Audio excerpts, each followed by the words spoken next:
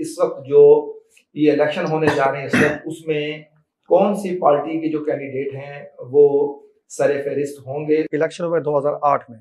आपने ये देखा कि 2008 में मोहतरमा की शहादत के बाद बड़ी लहर चली पाकिस्तान पीपल्स पार्टी के हक में, लेकिन इस हल्के में सरदार फारूक अहमद खान लगारी की पोजीशन इतनी स्ट्रॉन्ग थी कि मोहतरमा की शहादत के बावजूद उन्होंने इस इलेक्शन में कामयाबी हासिल की। डेरा गाजी खान की जो आवाम है उसको किस हद तक शऊर आया? इमरान खान की एक वेव चली थी, पाकिस्तान तहरीक इंसाफ की वेव चली थी, लेकिन मेरे ख्याल में डेरा गाजी खान की जो न्यू जनरेशन थी, नई नस्ल थी, जो वहाँ के रहने वाले लोग थे, वो सरदारी निज़ाम से इस हद तक बेजार हो चुके थे कि उन्होंने एक नए चेहरे को एक्सेप्ट किया। अस्सलाम वालेकुम नाज़रीन, आप देख रहे हैं प्रोग्राम तहकीक और मैं हूं आपका मेज़बान ज़ीशान गिलानी। जैसा कि इस वक्त मौजूदा जो सियासी सूरत हाल है जिसमें कौमी असम्बली से और सूबाई असम्बली से पाकिस्तान तहरीक इंसाफ के काफ़ी सारे ऐसे जो कैंडिडेट्स हैं जिनको नाअहल करार दिया गया 9 मई वाक़यात में, उस हवाले से हम आज बात करेंगे और मेरे साथ स्टूडियो में मौजूद हैं जनाब शहराज अवैसी साहब। सर वेलकम करता हूँ आपको। बहुत शुक्रिया जी।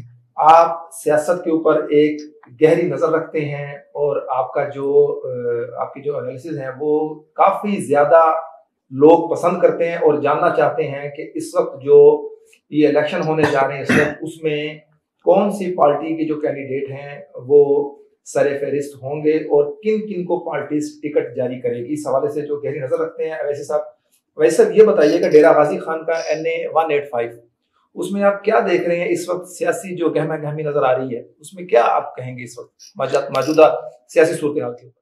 बहुत शुक्रिया गिलानी साहब। सबसे पहले तो बात यह है कि अगर हम मौजूदा सूरत हाल पर गुफ्तगू करने से पहले सियासत की माजी पर अगर इस हल्के की माजी पर थोड़ी सी गुफ्तगू कर लें, ये हल्का अहम इसलिए गर्दाना जाता है कि साबिक सदर फारूक अहमद खान लगारी इस हल्के से हिस्सा लेते रहे हैं।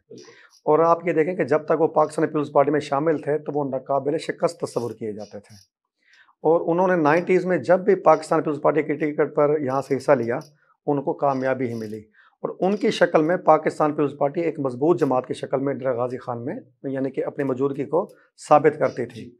अगर हम 90s की बजाय यानी कि सन 2000 के बाद जो हालात उस पर गुफ्तगू करें तो आप ये देखें कि मुशर्रफ मार्शल्लाह के बाद जब जनरल परवेज़ मुशर्रफ ने 2002 में पहले जनरल इलेक्शन कराए तो उसमें सरदार फारूक अहमद खान लगारी चूँकि पाकिस्तान पीपल्स पार्टी को उन्होंने वो मोहतरमा की हुकूमत ख़त्म की थी तो उसके बाद वो कुछ अरसे के लिए मुस्लिम लीग काफ़ में शामिल रहे, लेकिन उन्होंने फिर अपनी एक नेशनल अलायंस एक इत्तेहाद यानी कि तरतीब दिया और उसके प्लेटफॉर्म से 2002 में इलेक्शन में हिस्सा लिया और उसमें कामयाबी हासिल की। अच्छा, अब बड़ी दिलचस्प बात यह है कि 90s में या 2002 तक ज़्यादातर इस हल्के में लगारी एक दूसरे के मद्दे मुकाबिल आते थे, लगारी फैमिली, और जो खोसा फैमिली भी थी वो सूबाई नशिस्त पर हमेशा हिस्सा लेती तो उसमें कामयाबी हासिल करती थी। अच्छा, उसके बाद इलेक्शन हुए 2008 में। आपने ये देखा कि 2008 में मोहतरमा की शहादत के बाद बड़ी लहर चली पाकिस्तान पीपल्स पार्टी के हक में, लेकिन इस हल्के में सरदार फारूक अहमद खान लगारी की पोजीशन इतनी स्ट्रॉन्ग थी कि मोहतरमा की शहादत के बावजूद उन्होंने इस इलेक्शन में कामयाबी हासिल की। अच्छा, एक और चीज़ ये देखें कि सबसे पहले ये होता था कि सरदार फारूक अहमद खान लगारी के मुकाबले में या खोसा फैमिली के मुकाबले में कोई मजबूत उम्मीदवार नहीं होता था, लेकिन 2008 में अवाम ने देखा कि मौलाना अब्दुल करीम जो कि जमात अहले सुन्नत के जमात अहले हदीस के अमीर भी मुंतखब हुए हैं प्रोफेसर साजिद मीर की वफ़ात के बाद, इन्होंने पहली दफ़ा इलेक्शन में हिस्सा लिया और इन्होंने फारूक अहमद खान लगारी साहब को बड़ा सख्त किस्म का चैलेंज दिया लेकिन बड़ा टफ था, लेकिन लगारी साहब ने कामयाबी हासिल की। लेकिन 2011 में लगारी साहब वफ़ात पा गए। उसके बाद जब इलेक्शन हुआ तो सरदार अहमद खान लगारी जो कि उनके साहबजादे थे और मौजूदा मिनिस्टर हैं, उन्होंने इलेक्शन में हिस्सा लिया, लेकिन उन्होंने भी मौलाना अब्दुल करीम को शिकस्त दी। 2013 में लेकिन सूरत हाल तब्दील हुई। 2013 में मौलाना अब्दुल करीम ने कामयाबी हासिल की पाकिस्तान मुस्लिम लीग नून की टिकट पर और उन्होंने फारूक अहमद खान लगारी के बड़े साहबजादे जमाल खान लगारी को शिकस्त दी। और सबसे दिलचस्प बात आपको बताऊं कि मोहतरमा ज़रताज गुल जो कि अपना अहल हुई हैं, उन्होंने 2013 में पाकिस्तान तहरीक इंसाफ की टिकट पर पहले दफ़ा इलेक्शन में हिस्सा लिया, तीसरी पोजीशन हासिल की और बड़े काबिल ज़िक्र वोट हासिल किए, यानी कि उन्होंने ख़तरे की घंटी बजा दी उम्मीदवारों के लिए। ये जो मोहतरमा ज़रताज गुल हैं, इन्होंने फिर 2018 में पाकिस्तान तहरीक इंसाफ के टिकट पर इलेक्शन में हिस्सा लिया। अच्छा, अभी हमने जिक्र किया कि यहाँ पे सरदार निज़ाम था, खोसा जीते थे या लगारी जीते थे, लेकिन हाँ जी, लेकिन मोहतरमा ज़रताज गुल जो कि वज़ीरिस्तान में पैदा हुई, लेकिन वज़ीरिस्तान में पैदा होने के बाद जो लाहौर में तालीम हासिल की और डेरा गाजी खान में रहायश अख्तियार की। 2018 में उन्होंने बड़े काबिल जिक्र मार्जन से सरदार अवैस अहमद खान लगारी को शिकस्त दी। एक नई तारीख रकम कर दी उन्होंने खतरे की घंटी बजा दी। उसमें उन्होंने एक तारीख रकम कर दी, उन्होंने खतरे की घंटी बजा दी। अच्छा, जब 2018 में उन्होंने सरदार अवैस अहमद खान लगारी को शिकस्त दी तो 2024 के जो मौजूदा इलेक्शन में उन्होंने उसमें सरदार अवैस अहमद खान लगारी ने इस हल्के में हिस्सा नहीं लिया। यानी कि एक तरह से उनको वो जो 2018 शिकस्त दी उसमें खौफ तारी हो गया उसके ऊपर। लेकिन इस इलेक्शन में उनके अजीज थे महमूद कादर लगारी, उन्होंने हिस्सा लिया, लेकिन उनको मोहतरमा सरताज गुल ने बड़े तगड़े वोटों से शिकस्त दी। एक नई उम्मीद के तौर पर सामने आई, क्योंकि जो डेरा गाजी खान की नौजवान नस्ल थी, जो डेरा गाजी खान की आवाम थी, वो सरदार निज़ाम से तंग आ चुकी थी। वहां पर गोदागिरी निज़ाम चलता है, बिल्कुल बिल्कुल, के अलावा दूसरी बात नहीं होती। दो उम्मीदवार हनीफ पताफी आज़ाद उम्मीदवार के तौर पर कामयाब हुए 2018 में, और मोहतरमा सरताज गुल जब कामयाब हुए 2018 में। ठीक है, इमरान खान की एक वेव चली थी, पाकिस्तान तहरीक इंसाफ की वेव चली थी, लेकिन मेरे ख्याल में डेरा गाजी खान की जो न्यू जनरेशन थी, नई नस्ल थी, जो वहाँ के रहने वाले लोग थे, वो सरदार निज़ाम से इस हद तक बेजार हो चुके थे कि उन्होंने एक नए चेहरे को एक्सेप्ट किया और उन्होंने वहाँ से कामयाबी हासिल की। लेकिन बदकिस्मती आप ये देखें कि 2024 के बाद पाकिस्तान तहरीक इंसाफ ने जो बयान तरतीब दिया, उनके जो चेयरमैन थे उन्होंने अवाम को जो एक अपना बयान दिया वो था तशद्दुद में मबनी। क्योंकि आपको पता है गिलानी साहब कि जो सियासतदान होता है उसका तशद्दुद से कोई वास्ता नहीं होता। आप एक सियासी जमात हैं, आप एक अस्करी जमात के तौर पर जब अपनी जमात को पोर्ट्रे करेंगे तो उसका ज़ाहिर बात है मनफी इम्पैक्ट पड़ेगा। उसका रिजल्ट ये निकला कि 9 मई हुआ, वो पूरे पाकिस्तान ने देखा और उसमें पूरी दुनिया ने देखा, और उसमें पाकिस्तान तहरीक इंसाफ का हर मेंबर, हर कारकुन, चाहे बिल वास्ता या चाहे बिला वास्ता, उसने उसमें हिस्सा ज़रूर लिया। क्योंकि उनके एक ना ऐसा समझे ब्रेन वॉशिंग की गई थी उनके चेयरमैन की तरफ से। और आपको पता है कि जो हमारी यहाँ पाकिस्तानी अवाम को मिजाज है, उसमें जब आप एक सरकारी या जो एक होता है ना चेयरमैन, एक सियासी जमात का सरबरा होता है, उसके साथ इस हद तक अटैचमेंट अपने दिखाते हैं कि बाकायदा कल्ट की शक्ल अख्तियार कर लेते हैं। और उसका आपने पूरी दुनिया देखा, जैसे अभी आपने कहा कि मोहतरमा सरताज गुल जीती, बड़ी अच्छी अक्सरियत से जीती, यानी कि 50 से 60 से 70 हज़ार वोटों की अक्सरियत जीती। लेकिन 9 मई की वजह से उनको नाअहल करार दिया गया, और अब जब हल्का खाली करार दिया गया तो कल पाकिस्तान इलेक्शन कमीशन है उसने नए शेड्यूल का ऐलान किया है। और अब देखते हैं कि 5 अक्टूबर मेरे ख्याल में नई डेट अनाउंस की गई है। अब देखते हैं कि कौन कौन सी पार्टियां किस रूप में सामने आती हैं और कौन सा उम्मीदवार किस जमात की तरफ से इस इलेक्शन में हिस्सा लेता है। ये जो आपने बताया 2008, 2013 और 2018, इस सब में जो चेंजिंग्स आपने बताई, जैसा आपने बताया अभी सरताज गुल ने टाइम दिया 2018 में, फिर उन्होंने अपनी सीट निकाली भी बाकायदा और भारी अक्सरियत से निकाली। डेरा गाजी खान की जो आवाम है उसको किस हद तक शऊर आया, इस पर क्या कहेंगे आप?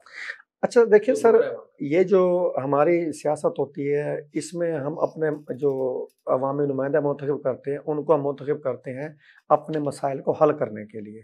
और हर जमहूरी मुल्क में यही होता है कि अवाम जिसे वोट देती है उससे ये तवक्को रखती है कि ये जो नुमाइंदा हम जिसे हम वोट देकर असम्बली में भेज रहे हैं ये हमारे मसाइल को हल करेगा। अच्छा, शऊर की आप अंदाज़ा इससे लगा लें कि सरताज गुल को 2018 में 2024 में डेरा की आवाम ने मुंतखब तो किया, लेकिन बदकिस्मती से वो उस तरीके से डिलीवर नहीं कर पाई। जो डेरा गाजी खान के अवाम के देरीना मसाइल थे वो 2002 में, 8 में, 13 में, उस्मान बुज़दार वो भी वहां से होने के बावजूद वहां डिलीवर नहीं कर पाए। देखिए ना, सरदार जो होता है ना सर, सरदार चाहे जीते चाहे हारे उसको पता है कि वो मेरी रियाया है, उसने मुझे वोट करना ही है। लगारी ने भी इसी सोच का मुजाहरा किया, खोसों ने भी इसी सोच को लेकर चले, और आज तक बदकिस्मत है बरादरी भी जो है सीएम रह गए। आप ये देखें कि दोस्त मोहम्मद खोसा सीएम थे, उनके वालिद जो गवर्नर पंजाब जुल्फ़िकार खोसा। लेकिन अच्छा, सबसे बड़ी बात सरदार फारूक अहमद खान लगारी सदर रह गए, उसके प्रेसिडेंट ऑफ पाकिस्तान। वहां के हालात नहीं बदले। सर इससे बड़ा क्या होता है? अच्छा, आज भी डेरा गाजी खान जाएं तो आप भी बखूबी जानते होंगे आज तक वहाँ सेवरेज सिस्टम जो जीरो होता है वो भी कायम नहीं हो सका। आज तक वहाँ पे नाली सिस्टम है। डेरा गाजी खान शहर में सदर होते हुए, गवर्नर होते हुए, वज़ीर-ए-आला पंजाब होते हुए, 2 वज़ीर-ए-आला पंजाब मुंतखब हुए, आज तक वहाँ नाली सिस्टम है। और सेवरेज सिस्टम ऐसा सिस्टम है जिसमें अवाम के रहन सहन का बुनियादी इसमें ना इसको हैसियत हासिल है, और वही नहीं है वहाँ पर, वही पे नहीं है। तो इस वक्त जो मौजूदा सूरत हाल है, क्या कहेंगे आप? इस वक्त कौन से कैंडिडेट को या कौन सी पार्टी के उम्मीदवारों को आप देख रहे हैं मैदान में? सर 2024 के जो इलेक्शन हुए इसमें 2 जमातों ने हिस्सा लिया, पाकिस्तान तहरीक इंसाफ और पाकिस्तान पीपल्स पार्टी। जबकि महमूद कादर लगारी थे तो आज़ाद, लेकिन उन्हें मुस्लिम लीग नून की हिमायत हासिल थी। अच्छा, अवाम ने वोट किया मोहतरमा ज़रताज गुल को, अब वो तो हो गई नाअहल। लेकिन इस वक्त मौजूदा पोजीशन ये है कि पाकिस्तान मुस्लिम नून ने बेशक उस वक्त बतौर जमात हिस्सा नहीं लिया, लेकिन इस वक्त वो हुकूमती पार्टी है। और आपको पता है कि ज़िमनी इलेक्शंस में जो हुकूमती पार्टी होती है उसको बड़ी नुमाया हैसियत हासिल होती है, अवाम उन्हें वोट भी करती है कि जब ये है हुकूमती पार्टी तो हमारे मसाइल यही हल करेगी। तो उनकी तरफ से 4-5 बड़े मरकजी जो है ना उम्मीदवार सामने आए हैं। सरदार जमाल खान लगारी जो कि सरदार अहमद खान लगारी के भाई हैं, डॉक्टर शफीक पताफ़ी जो कि हनीफ पताफ़ी के भाई हैं, उसामा अब्दुल करीम जो कि सेनेटर हाफिज़ अब्दुल करीम के बेटे हैं, जो कि अब अमीर मुंतखब जमात अहले सिंध के और सेनेटर भी मुंतखब हुए। उसके अलावा अब्दुल अलीम शाह जो कि साबिक एमपी हैं। अच्छा, इन उम्मीदवारों को अगर आप जायज़ा लें तो सरदार जमाल खान लगारी को जो है ना हैसियत यानी कि सिफारिश उनकी है सरदार अब्बास खान लगारी की। सरदार जमाल खान लगारी पहले सेनेटर में मुंतखब हो चुके हैं, सूबाई असम्बली के इलेक्शन में लड़ चुके हैं, लेकिन उनके साथ मसला ये है कि उनका अवाम के साथ राब्ता नहीं रहा वहाँ पे, जिसकी वजह से अवाम के अंदर उनको वो पज़ीराई मिलने के चांसेस नहीं हैं। अच्छा, डॉक्टर शफीक पताफ़ी एक बहुत बड़े सनतकार हैं और डेरा गाजी खान में जो समाजी काम है उसमें उनको मरकजी हैसियत हासिल है। फिल्ट्रेशन प्लांट हो गई, फ्री डिस्पेंसरी हो गई, हॉस्पिटल बनाए, और सबसे बड़ी बात अपने छोटे भाई हनीफ पताफ़ी को 2 दफ़ा एमपी भी मुंतखब करा चुके हैं। डॉक्टर शफीक पताफ़ी भी एक मजबूत उम्मीदवार के तौर पर सामने आए हैं। सैयद अब्दुल अलीम शाह 2 दफ़ा एमपी मुंतखब हो चुके हैं, लेकिन पिछले इलेक्शन में सूबाई नशिस्त में उनको काबिल ज़िक्र वोट हासिल नहीं हुए, तो उनकी पोजीशन इस लिहाज से कमज़ोर है। उसामा अब्दुल करीम को हिमायत हासिल है उनके वालिद हाफिज़ अब्दुल करीम की, लेकिन क्योंकि उनके वालिद साहब सेनेटर हैं तो उनकी पोजीशन इसलिए कमज़ोर है कि बाप सेनेटर और बेटे को कैसे यानी कि वहाँ पे लेकर आए। एक सबसे अहम उम्मीदवार मौजूदा मिनिस्टर हुज़ैफ़ा रहमान। अच्छा, एक वहाँ पे लहर चली हुई है कि हमेशा वहाँ से डेरा गाजी खान, ये जो हल्का सर डेरा गाजी खान सिटी में शामिल है और ये हल्का इतना तवील है कि ये हल्का सखी सरवर से होता हुआ फोर्ट मौलू तक जाता है, यानी कि 100 किलोमीटर की पट्टी पर ये हल्का मुश्तमिल है। अब वहाँ की अवाम एक नई चीज़ सामने आई है कि इस हल्के में जो हमारा नुमाइंदा है वो शहरदार होना चाहिए, उसका ताल्लुक शहर से होना चाहिए, पढ़ा लिखा होना चाहिए और शहर से उसका ताल्लुक हो, जिसके तक हमारी अप्रोच हो।